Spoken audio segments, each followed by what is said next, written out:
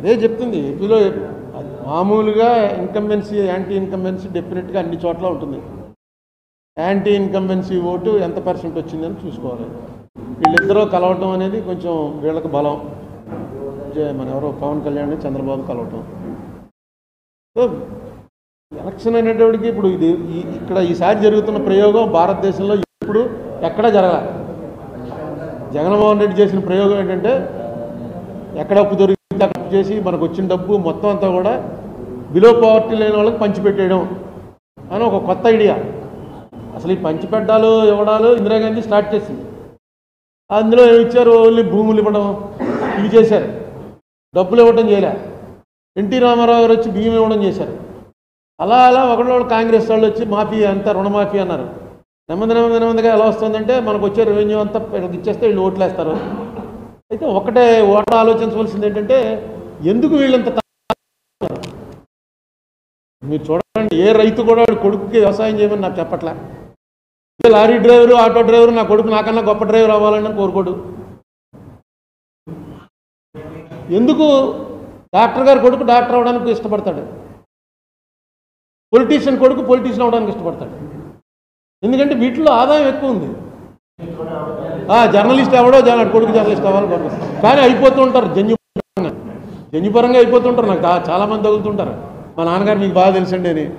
వాళ్ళు జర్నలిజం ఇప్పుడు కోర్సులు వచ్చే చదువుకుని బాగా మంచి ప్రొఫెషన్ కింద టేకప్ చేసుకుని వస్తున్నారు. సినిమా యాక్టర్ కొడుకుని సినిమా యాక్టర్ చేస్తాడు. కారణం ఏంటంటే అందులో బాగా ఆదాయం ఉంది. ఇందులో బాగా ఆదాయం ఉందన్నమాట. వచ్చి మీకు 2000 ఇచ్చి మీకు సేవ చేయడానికి అవకాశం ఉందని అడుగుతున్నారు. ఎవడన్నా హాస్పిటల్ దగ్గర బోర్డు పెట్టి మా దగ్గర ఆపరేషన్ చేయించుకుంటే 10,000 రూపాయలు ఇస్తానంటే ఎవడన్నా వెళ్తాడా? అసలు ఆ వీధిలో కూడా వెళ్ళరు. ఇది సేమ్ అలాంటిదే. మేము చేస్తాం ఆపరేషన్, మీకు 2000 ఇస్తున్నాం, ఇప్పుడు తర్వాత ఇంకా ఇవన్నీ కూడా ఇస్తాం అని చెప్తున్నారు. అది ఎవరైతే ప్రజల్ని వివేకం చేయాలో చేయగలిగిన వాళ్ళు ఎవరు లేరు. ఎవరో వాళ్ళు మాట్లాడట్లేదు. పవర్టీ వల్ల డబ్బులు ముందు ఎవరిస్తే వాళ్ళు నెక్స్ట్ డబ్బు ఇచ్చుకుని వ్యతిరేకంగా ఓటేయడం అనేది చాలా పెద్ద ట్రైనింగ్ ఇవ్వాలి. ఎందుకంటే పేదవాడు జనరల్గా ద్రోహం చేయలేడు. ద్రోహం చేయలేకే రిక్షాలు లాక్కునో కూలి పని చేసుకునో బతుకుతున్నాడు. ఎక్కడో కూలి పని చేసేవాడు ఇంటికి వెళ్ళి అక్కడ ఏ బంగారం దొరికితే తీసుకుని పట్టుకు పారిపోవచ్చు. పారిపోలేరు. 99% of the people below poverty line, honest to the core. అందుకే ఏవో చిన్న పనులు చేసుకుని బతుకుతారు తప్ప దొంగతనాలు చేయడం, అబద్ధాలు ఆడడం, నీ దగ్గర డబ్బు తీసుకుని కొడుకేయడం. అందుకే డబ్బులు ఇద్దరి దగ్గర తీసుకుంటున్నారు. వాళ్ళు ఎవరికి ఇష్టమైతే వాళ్ళకి వేస్తున్నారు, చెప్పేస్తున్నారు కూడాను. ఇంకా వాళ్ళు రాలేదేంటి? మొన్న ఏంట్రా హైదరాబాద్లో చూడండి, పోలింగ్ 4 అవుతున్నా సరే పోలింగ్ చాలా చోట్ల 30%, 40% అయింది. తర్వాత ఎంక్వైరీ చేస్తే డబ్బులు రాలేదుట. డబ్బులు రాక ఆగిపోయారు. డబ్బులు ఇచ్చుకున్నప్పుడు వెళ్ళి కూలీలో పడ్డారు. 7 దాకా 8 దాకా తెరిచి ఉండవలసి వచ్చింది. అది ఇక్కడ ఎప్పుడో వచ్చింది. ఇక్కడ మీకు గుర్తుందిగా 2014లో ఈ చెప్పుల పార్టీ ఆఫీస్ మీద వచ్చి పడిపోయారు. అది అలాగే దానికి ఏం వచ్చే పరిస్థితి లేదని చెప్పి సుబ్రహ్మణ్యం ఆపేశాడు. మిగతా ఇద్దరు ఇచ్చారు. మీరెందుకు ఎవరని దేశాయ్ గారి ఇంటికి. దేశాయ్ గారు కాంగ్రెస్కే పనిచేశాడు, చెప్పుల పార్టీకి పనిచేయాలి. అయినా మా ఆఫీస్లో కూర్చున్నాడు కాబట్టి ఆయన ఇంటి దగ్గరికి వెళ్ళి ధర్నా, ఏవి మా డబ్బులని. ఆయన ఏంటరా జీవితం అంతా ఎంత ఆనిస్ట్గా బతికి వేళ ఏంటి పరిస్థితి అని.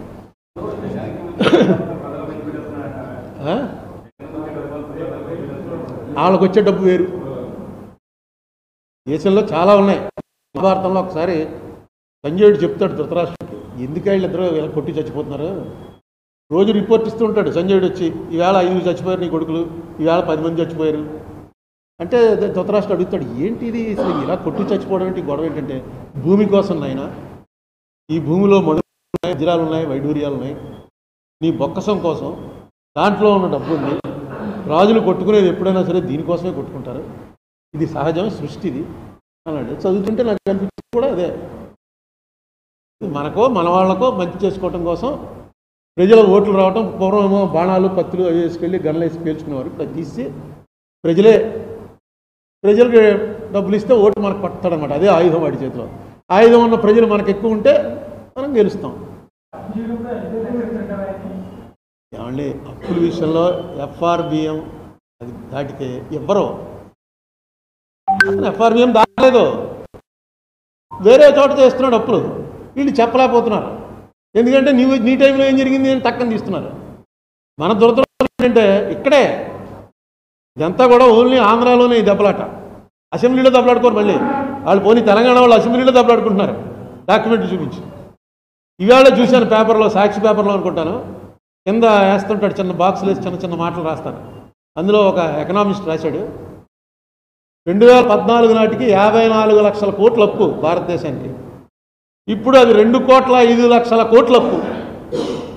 ఎక్కడ 54 లక్షలు, ఎక్కడ 2,05,00,000 కేంద్రం చేసిన అప్పు. చంద్రబాబు నాయుడు గారు కానీ జగన్మోహన్ రెడ్డి గారు కానీ ఎవ్వరూ వస్తే కేంద్రం ఇలా చేస్తుంది ఏంటని అడగరు. వస్తే మాట్లాడరు. అది ఆయన అప్పు చేశాడు, ఈయన అప్పు చేశాడు. పోనీ దాంతోపాటు కేంద్రం కూడా ఇలాగే దేశాన్ని అంతా అమ్మేస్తుంది, ఇలా అప్పులు పాలు చేస్తుంది అని ఒక్క మాట అనరు.